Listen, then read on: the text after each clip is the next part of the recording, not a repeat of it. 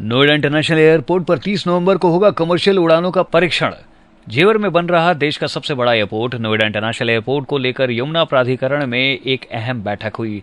DGCA की अध्यक्षता में एयरपोर्ट से जुड़े सभी विभागों के प्रतिनिधियों ने इस बैठक में भाग लिया। इस बैठक में कई अहम फैसले लिए गए। इस दौरान कमर्शियल उड़ानों के प्रशिक्षण की तारीख 30 नवंबर तय की गई। 17 अप्रैल को अंतिम समय सीमा के रूप में निर्धारित किया गया। एयर कनेक्टिविटी को नई ऊंचाई पर ले जाने वाले बहुप्रतीक्षित एयरपोर्ट को लेकर डीजीसीए की अध्यक्षता में कई अहम फैसले लिए गए, जिनकी जानकारी देते हुए यमुना विकास प्राधिकरण के सीईओ अरुणवीर सिंह ने बताया कि बैठक में फैसला लिया गया है कि 30 नवंबर को कमर्शियल उड़ानों का परीक्षण किया जाएगा। इस परीक्षण में एयरपोर्ट अथॉरिटी ऑफ इंडिया, आकाशा और इंडिगो जैसे एयरलाइंस भाग लेंगे। इस दौरान उन्होंने ये भी बताया कि एयरपोर्ट पर कैटेगरी 1 और कैटेगरी 3 दोनों लैंडिंग सिस्टम स्थापित कर दिया गया है और डीजीसीए ने इनका निरीक्षण भी कर लिया है।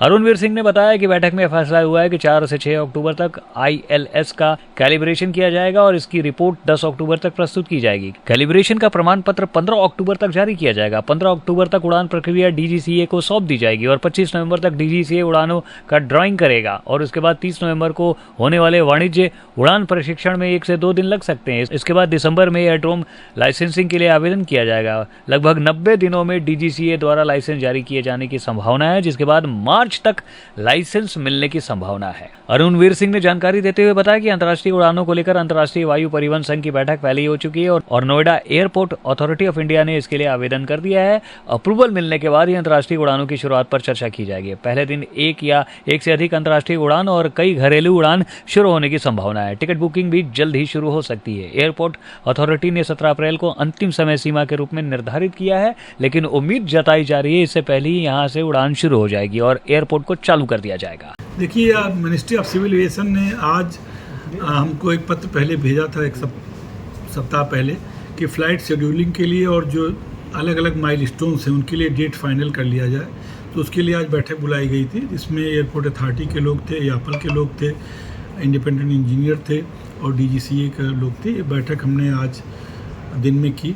तो उसमें बहुत सारे जो है पॉइंट्स जो कि टाइमलाइन फिक्स करनी थी, माइलस्टोन फिक्स करने थे, वो किए गए।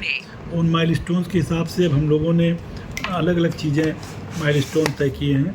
जैसे अभी कैट 1 और कैट 3 दोनों इंस्टॉल कर दिया गया है।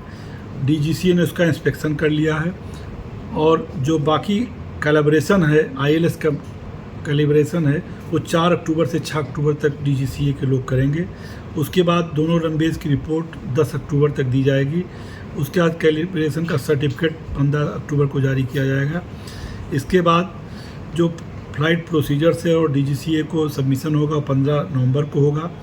फ़्लाइट ट्रायल जो है बाय डीजीसीए 25/11 को होगा और कमर्शियल फ़्लाइट का फ़्लाइट ट्रायल जो है 30 नवंबर को होगा। इस फ़्लाइट ट्रायल में एयरपोर्ट अथॉरिटी के अपने जहाज़, इंडिगो और आकाशा पार्टिसिपेट करेंगे और कमर्शियल फ़्लाइट का ट्रायल जो है वो 30 नवंबर को होना तय हुआ है। हो सकता है 2 दिन में हो सकता है 1 ही दिन में ये तीनों हो जाए। इसके अलावा ILS प्रोसीजर्स के लिए और एरोड्रोम लाइसेंसिंग के लिए अप्लाई दिसंबर में कर दिया जाएगा। मैक्सिमम 90 दिन में डीजीसीए से लाइसेंस मिलता है, तो उम्मीद करते हैं कि मार्च में लाइसेंस मिल जाएगा या उससे पहले मिल सकता है। जो एक पब्लिकेशन AIP पब्लिकेशन होता है, जो आईटा के वेबसाइट पे करना पड़ता है और पूरी दुनिया को बताना पड़ता है कि ये इंटरनेशनल एयरपोर्ट दुनिया में आ रहा है, इसके कोड ये हैं, इसकी बुकिंग ये है। ये सब हमारा जो है वो 6 फरवरी को पब्लिश हो जाएगा और इसके पब्लिश होने के बाद टिकट बुकिंग भी शुरू हो जाएगी। हो सकता है टिकट बुकिंग इससे पहले भी शुरू हो जाए। यह भी ये फाइनल हो गया कि पहले दिन ही एक अंतर्राष्ट्रीय फ़्लाइट कम से कम या 1 से ज़्यादा और डोमेस्टिक फ़्लाइट्स भी काफ़ी सारी शुरू होंगी। तो अंतर्राष्ट्रीय भी शुरू होगी फ़्लाइट और डोमेस्टिक भी शुरू होगी। अंतर्राष्ट्रीय फ़्लाइट के लिए जो मीटिंग होती है आईटा की, वो मीटिंग हो चुकी है। उसमें हम अप्लाई कर दिया है एयरलाइंस ने, क्योंकि बायलैटरल लाइसेंसिंग का उसमें मुद्दा है, तो अप्रूवल आ जाएगा तब हम डिस्क्लोज करेंगे कौन सी एयरलाइन है, कौन सा रूट है। जो डोमेस्टिक एलोकेशन होता है वो डीजीसी के यहाँ मीटिंग होती है, मिड अक्टूबर में होगी। उस दिन स्लॉट तय हो जाएगा कि कौन कौन सी एयरलाइंस को कहाँ कहाँ के लिए जाएंगी। तो ये सारी प्रक्रिया फिक्स हो गई है और 30 नवंबर को कमर्शियल फ़्लाइट का ट्रायल यहाँ पर हो जाएगा। कम से कम 3-4 फ्लाइट यहाँ पर ट्रायल हो जाएंगी और उम्मीद करते हैं कि मार्च महीने में नॉर्मल फ़्लाइट्स हो जाएगी या उससे पहले भी कोशिश करेंगे कि नॉर्मल फ़्लाइट शुरू हो जाए। सब कुछ ऑन टाइम अब है, अब इसमें आगे बढ़ने की गुंजाइश नहीं है, क्योंकि अगर इस टाइम लाइन जो 17 अप्रैल लास्ट है, अगर इसको हम डिविएट करेंगे तो फिर 6 महीना और लग जाएगा जो है वो अंतर्राष्ट्रीय अप्रूवल्स मिलने में और आईटा से टाइम मिलने में। इसलिए 17 अप्रैल से आगे ये नहीं जाएगा, उसके पहले ही सारा काम हो जाएगा। विश्व स्तरीय चिकित्सा सुविधाओं से युक्त JP diagnostics radiology and pathology centre Mathura का पहला complete radiology and pathology diagnostic facility से सुसज्जित। Doctor Deepak Agarwal and doctor Nidhi Agarwal, JSR tower, Govardhan crossing, NH90, Mathura.